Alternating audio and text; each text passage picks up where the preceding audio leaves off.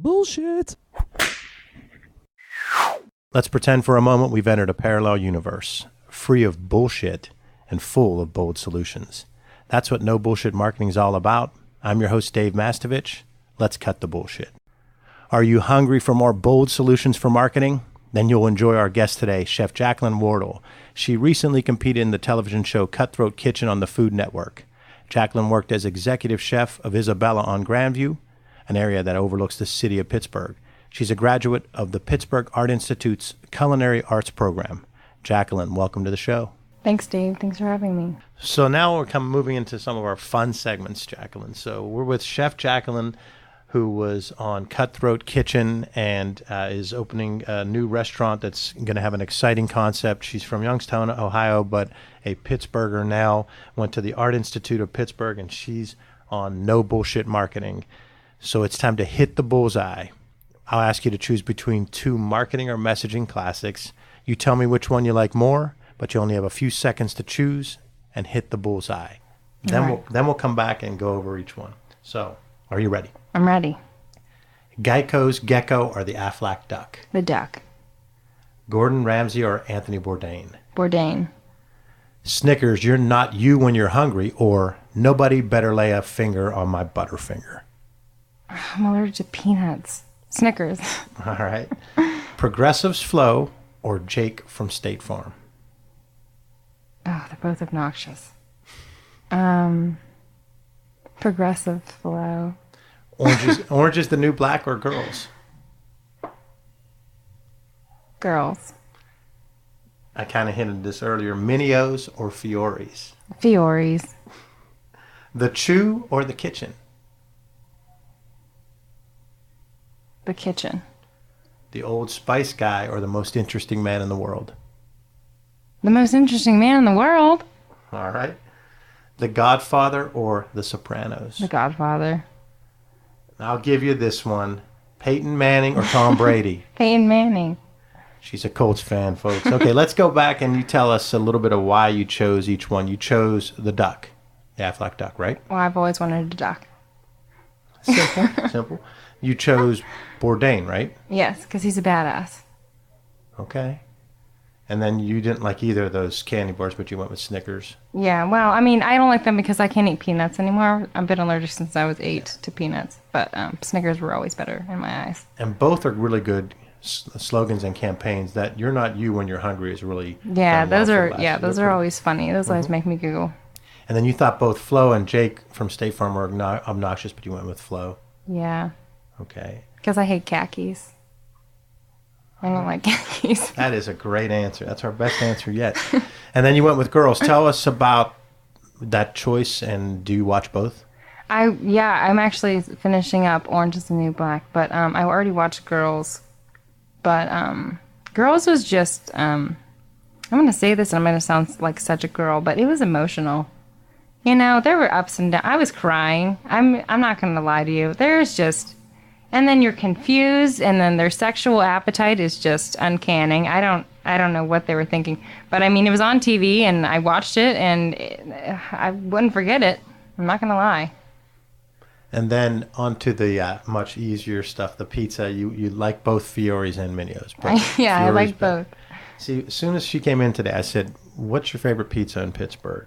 Because to me, it comes down to Fioris and Minios most of the time. You chose... The Kitchen? Is that what you chose? Or did you I don't know what that is. Or you chose The Chew? I don't know what that is. There are two shows. What's The Kitchen? Michelle, jump in. Food Network. Michelle, Food don't Network. play that. They'll be mad at me. Yeah, so we'll just pretend like we'll edit that out. All right. So then you went with the most interesting man in the world. Yeah. The Old Spice guy went viral, though. That's why it was such a strong campaign. Yeah. And then... But he's going to be a classic forever. The most interesting man in the world. Everyone knows him. Yeah. I do like that campaign better, too. So, Godfather. Were you a Sopranos fan, though? I haven't finished it. I haven't finished it. But, I mean, The Godfather I watched since I was like 6. So... Okay. So, explain the Colts thing. I think that was part, like my whole family, well, not my whole, my father is a Browns fan.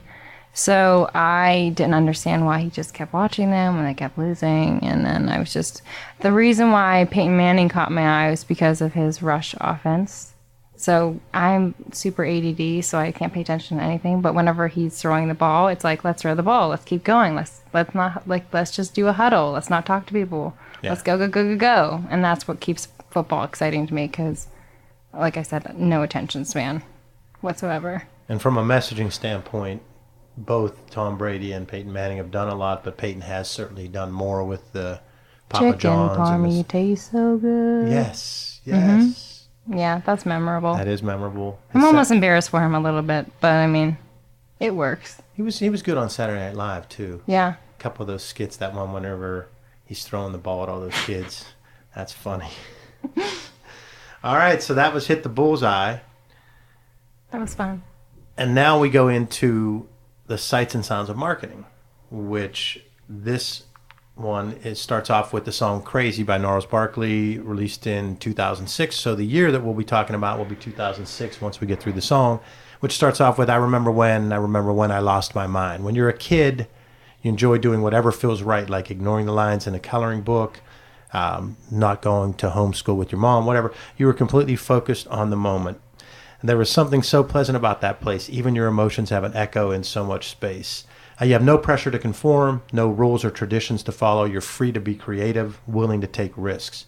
And Chef Jacqueline has talked about the risks she's taken, and that's why she's been able to have such a strong career early, and I'm sure even more bright things ahead.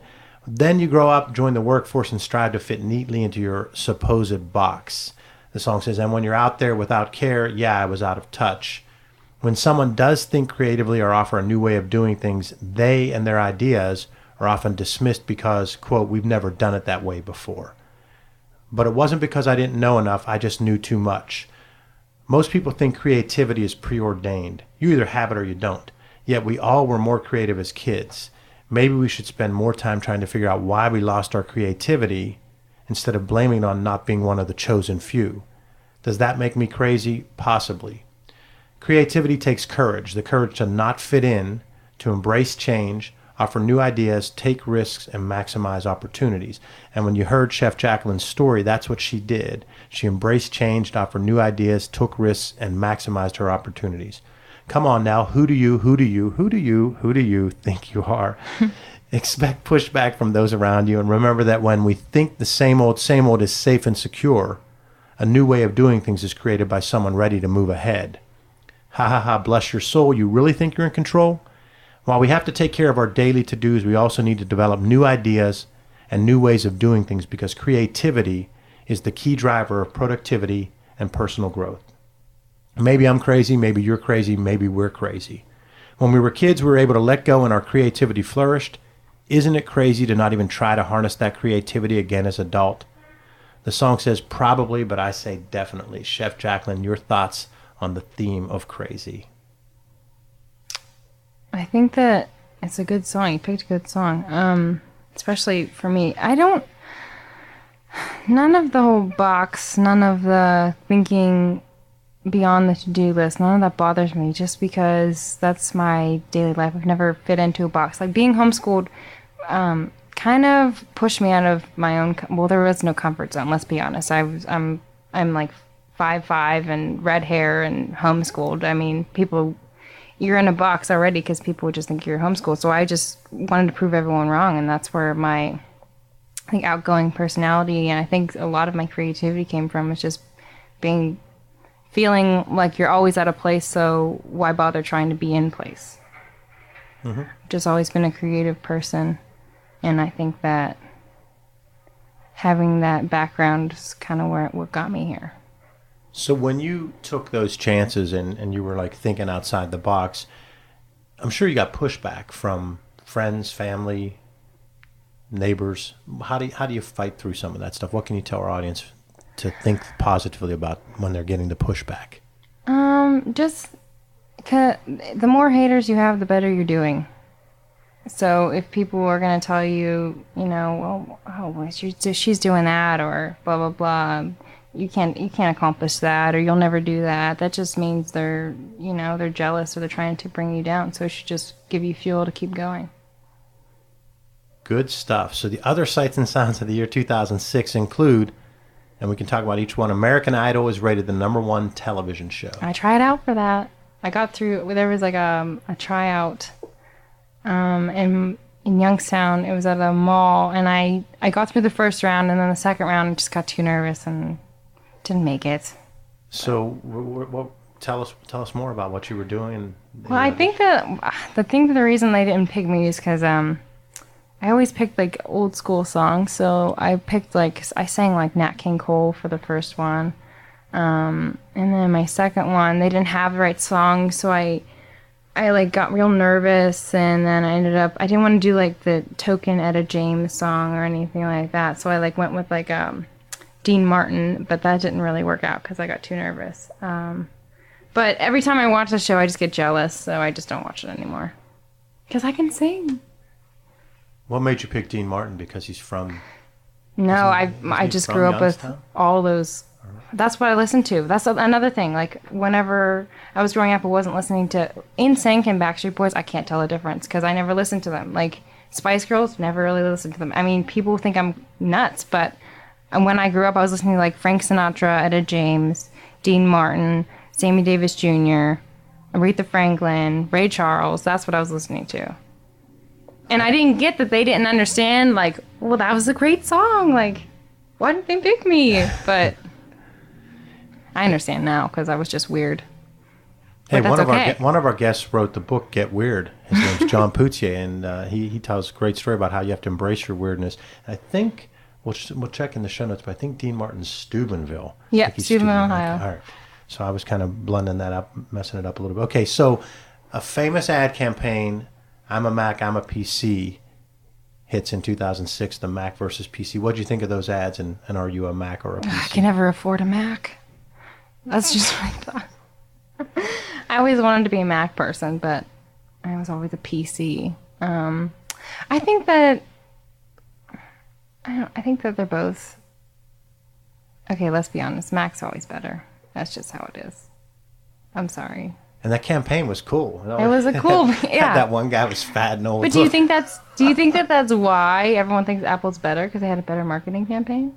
Because there's I think a big piece of what Samsung comes out with like a lot of really awesome stuff, and then I've heard that like Apple steals things from Samsung, and I don't know if any of it's true.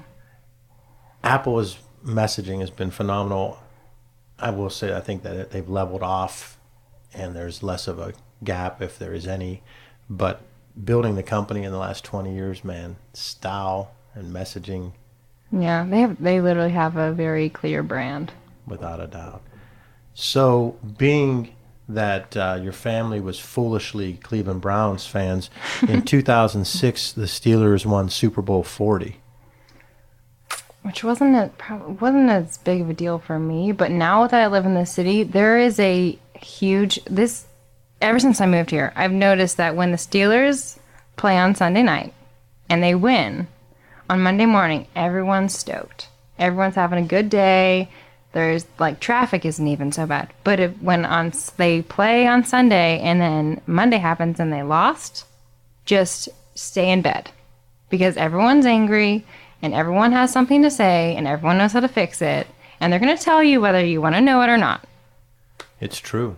So I'm assuming in Pittsburgh 2006 when they won the Super Bowl, it was a great day. And I assume people just called off work. It was a great day, month. Youth football signups increased that year.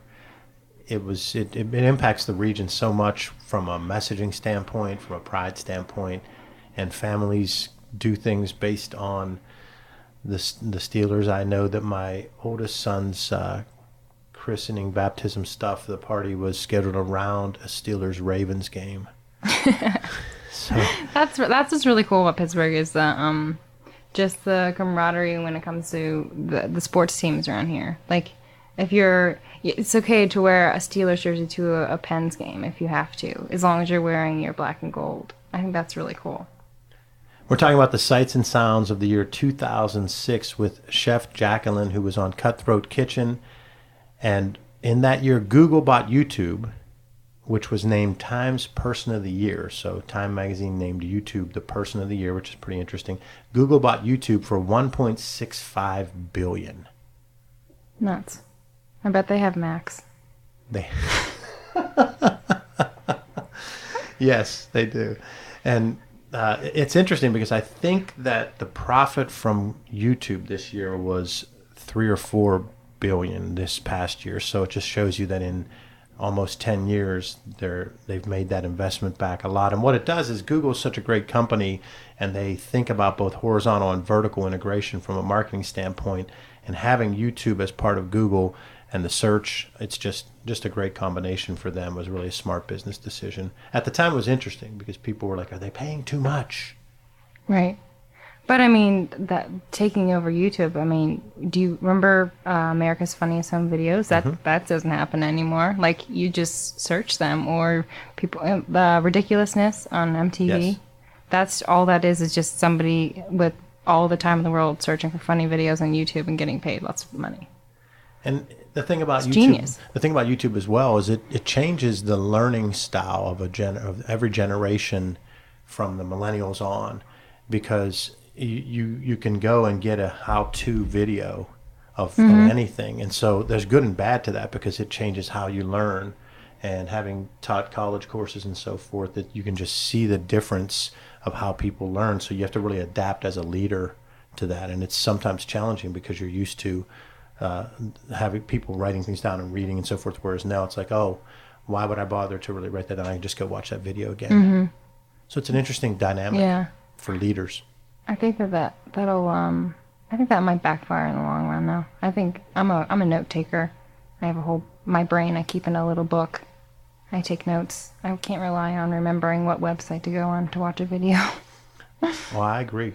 I'm a big checklist person. So Nintendo introduced the Wii, and that gave Microsoft's Xbox 360 and Sony's PlayStation 3 something to worry about.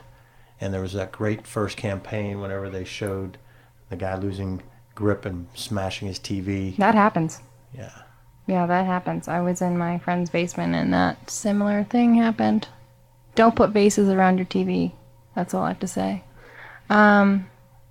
Yeah, but Wii was cool. That died off though. Yeah. People don't do that anymore. Yeah, I mean, it's too much exercise. Get out of here. Yeah, I thought it was really cool. The reason I never liked Wii is because it's always like super white and like super. I don't like. I'm not. I like the Xbox because it looks like cool. You know, it looks cooler. Like that looks like a baby toy, like a Wii. It wasn't for me, especially after that one time in my neighbor's basement. Sorry, Mrs. Rumberg. We had to get at least one here tied to the food stuff. So Top Chef airs on Bravo. Its 13th season will premiere this fall. What do you think about that? I watched that show religiously. My mom watched that show. We didn't miss it. Because back then we didn't have like DVR or anything. So you either were home at 10 o'clock and watched it, or you had to stay up later and watch the rerun and then still wake up for school in the morning. So that was my favorite. And I don't know if the following probably... I mean, there's some consistency in it, but I don't think it's as good as it was from the beginning. Padma still is hot. Who's your favorite one from Top Chef? Well, I love Spike. Spike was my favorite. Michelle's over here raising her arms. She's excited too. That's her favorite. He was kind of a badass, and he had a great hat. So, who else? Oh, the Italian guy. What was his name? Fabio. Okay. So, Jacqueline, I want you to recap the concept of your restaurant and mention the opening date and everything. Give whatever information about it you can, and then just let listeners know how they can contact you. Okay. So, we are hoping to be open the Small McGalley in its entirety, which is 21st Street in the Strip District. Was hoping to be open by the middle of December. My restaurant is Josephine's Toast. And my contact information, you can contact me through, I'd be more comfortable with Twitter, so it's just at Jacqueline. And then you can direct message me if you have any questions. Say that again. Jacqueline? Yeah. What? It's so great. It'll be in the show notes. Okay. All right. So we're excited to have you here, so thanks for participating. Thank you for having me. This is so much fun. Glad you were here. It was a good time. And to our audience, thanks for listening to the No Bullshit Marketing Podcast. Visit boldsolutionsnobs.com for show notes, plus additional marketing and messaging resources. Sign up for light reading. You'll receive valuable strategies every other week to improve your marketing and transform your messaging. It really is light, intended to be read in 2 minutes or less, and it just might trigger bright ideas for you. To sign up, visit masssolutions.biz. That's B-I-Z. Remember, ask yourself, what's the big idea? And build your story around the answer. It's all about bold solutions